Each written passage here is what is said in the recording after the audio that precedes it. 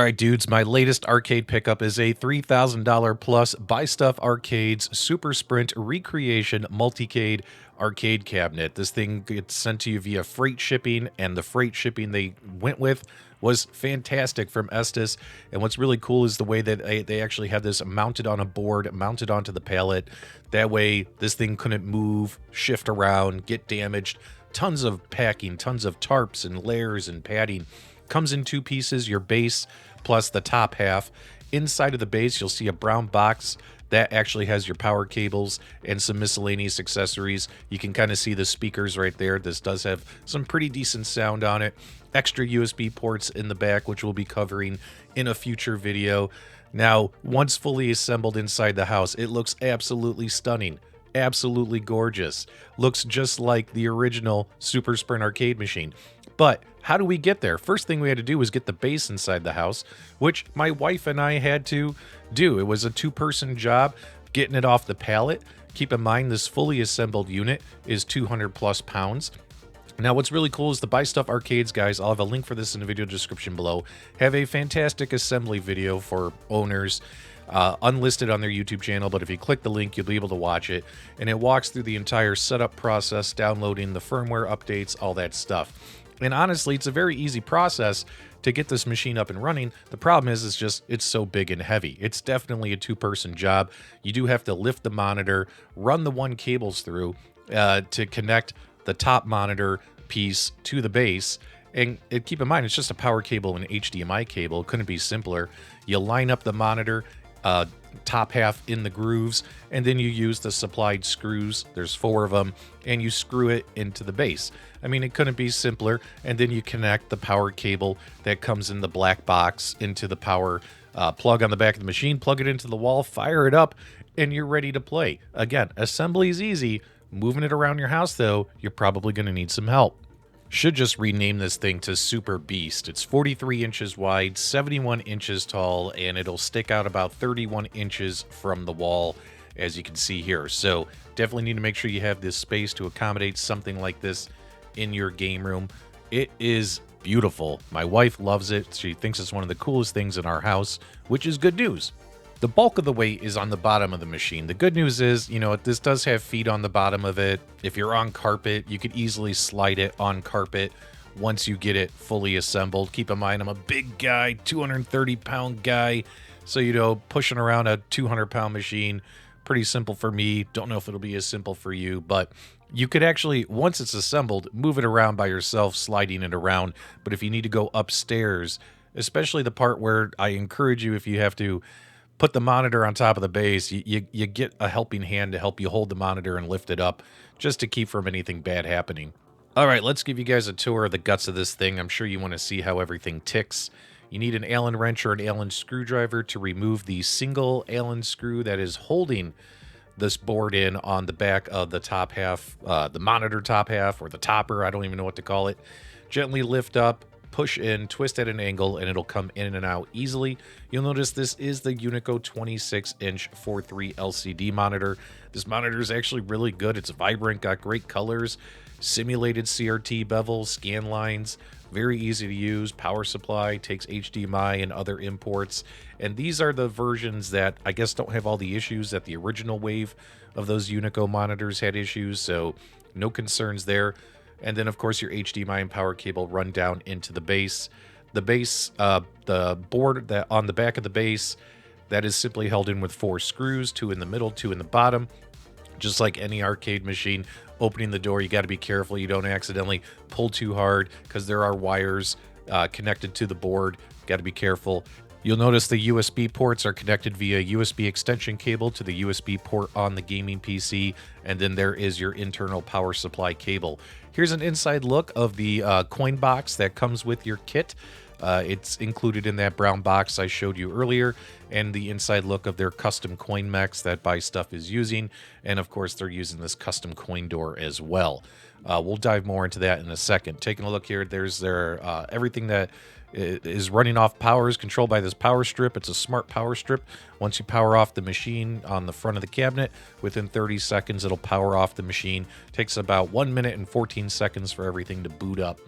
Taking a peek here, there's an inside look. You can kind of see the speakers as well as the power button and the volume up down buttons and your toggle switch for inputs.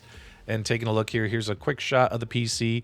You'll notice that, again, this is a gaming PC, and it's got Wi-Fi built in as well as Ethernet cable. I'm connected via Ethernet. They got these pre-drilled holes you can use for running your cables, which is really, really nice.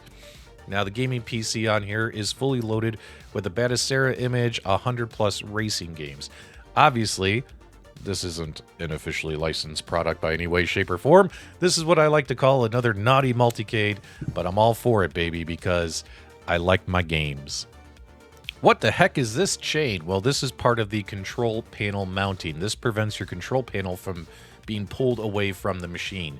If you ever need to do any maintenance or anything, all you have to do is unhook the chain at the very, very top link, and that'll give you the ability now where you could actually lift and move your control panel without it falling out. As you can see here, it gets stuck right there on the plywood. Taking a peek here, this is what's happening on the other side of the machine. So when you lift up, if you needed to access the machine, get in there, play around, fix something, mod something, hide something, whatever you wanted to do, now you're able to get to it. And just by lifting up the machine with that chain unlocked. So it's a pretty neat little way to do it, in my opinion. You'll notice they got some pretty fancy hinges on here. All around, they use good quality parts on everything, which in a very clean install.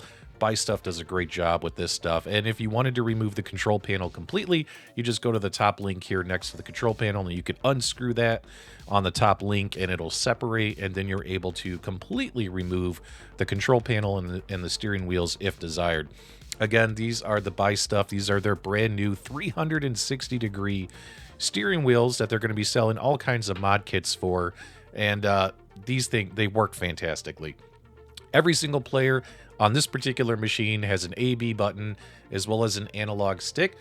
You'll notice here that when it comes to the steering wheels, you're like, wait a minute, there's an Atari logo on there. That wasn't on there in some of the other camera shots. Well, it's an accessory they threw in for fun, and it's connected via a magnet. You could use it or not, depending on how you want to approach it. Every player, again, has their analog inputs. The main player, player 1, is the red position. You actually have an enter start button, as well as your analog button is your exit. So you hold down on analog and you'll exit any of the games and head back to the main menu of the Batocera image.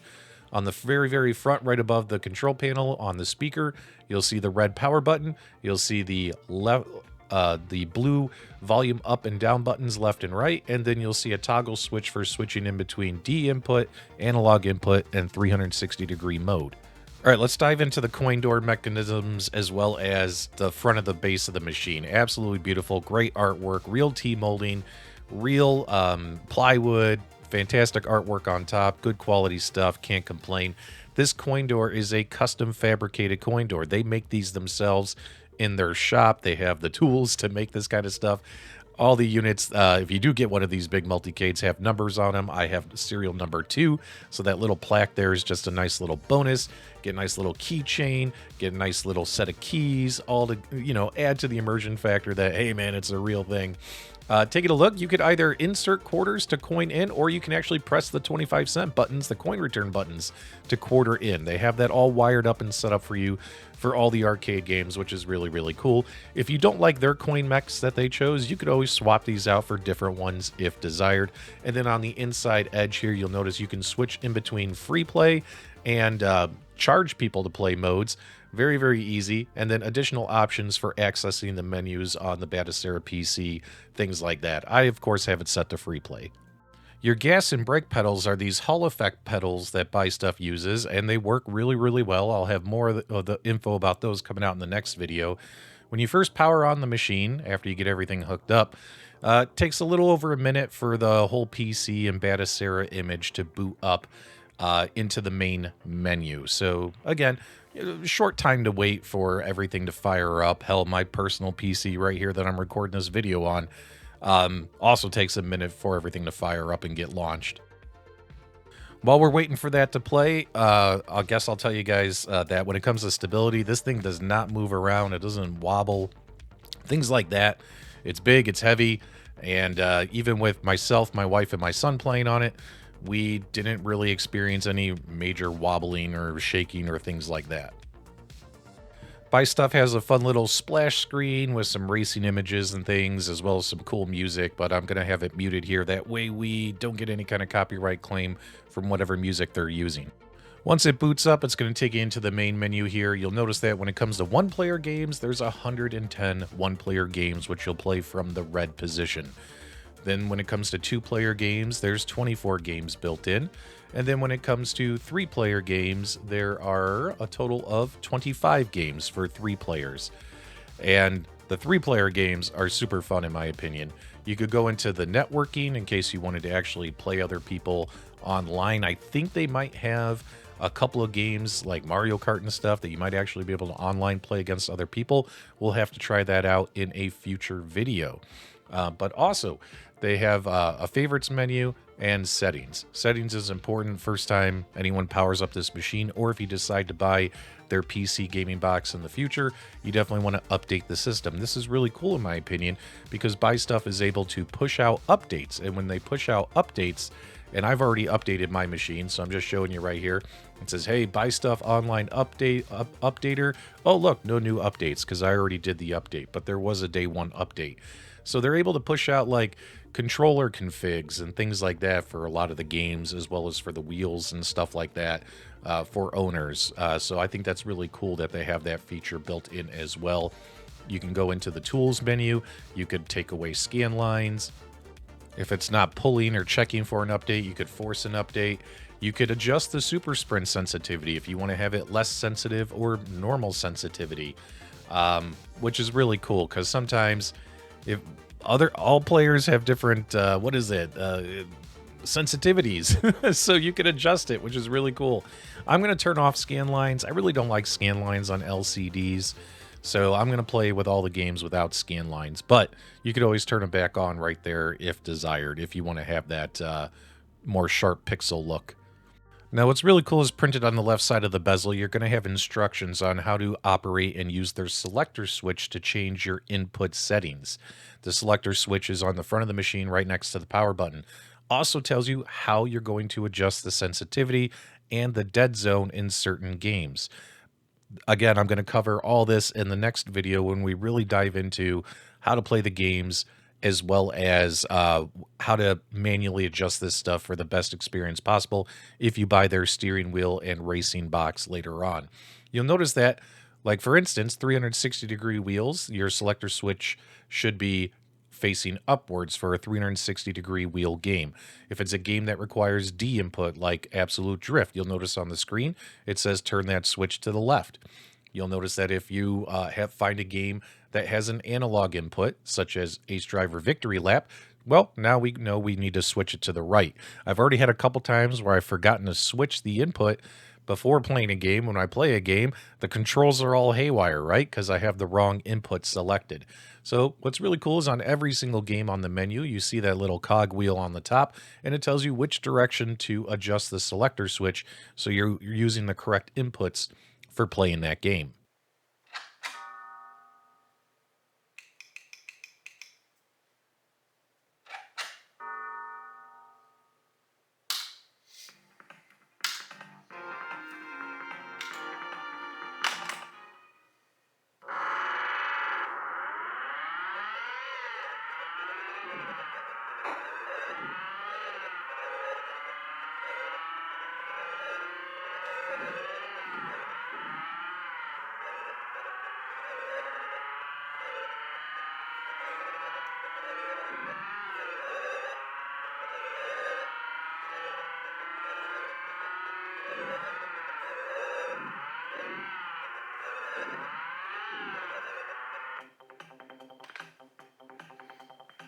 When it comes to the 360-degree steering wheel, any game that's a 360-degree wheel game, which unfortunately there's not a ton of, there's probably less than 30 games on here that are 360-degree wheel games.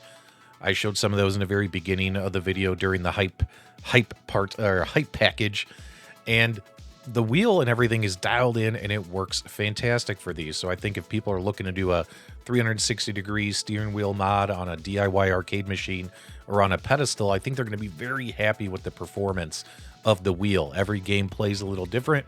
You do have to adjust to get used to how sensitive the wheel turns are. But as you can see here, once you kind of know what you're doing, you're able to kind of fly through and have a better experience. When it comes to the other racing games that they put on here with the selector switch for the driver inputs, those games, so far during my testing, have been hit or miss as to whether or not they've been a great experience. We're going to dive more into those into the next video when we do full-fledged gameplay live streams, as well as a full-on review of the games that are included. So I got a couple more videos for this thing planned. We'll show off a whole bunch of the modern games, things like that, and how they perform and on this PC and with this wheel. Because, to be honest, the best way to play racing games that require either a D input or an analog input would be to use a steering wheel that doesn't turn in 360 degrees and does provide those actual kinds of inputs. What they've managed to do here using their selector switch as well as the things in their software is make those games playable, but some of the games play really, really well, and some of the games I've been struggling with. But we're going to dive into all that more in the upcoming videos. And again, I've been beta testing a bunch of games, providing buy stuff feedback. That way they can make improvements to this build as they go. Hopefully you guys enjoyed this quick showcase. Well, not really quick showcase video, but there's so much going on with this machine. There's so much to talk about. There's so much to cover that I'm not going to be able to do it all in just one video. So I got 2 more videos coming. We'll do a gameplay live stream, hopefully this Saturday night. And I invite you guys to come and check it out, hang out with me, and we'll test a whole bunch of the modern and retro racing games on this thing. If you enjoyed this video, give me a thumbs up on the way out, leave me your feedback, comments, reactions below, and thank you for subscribing.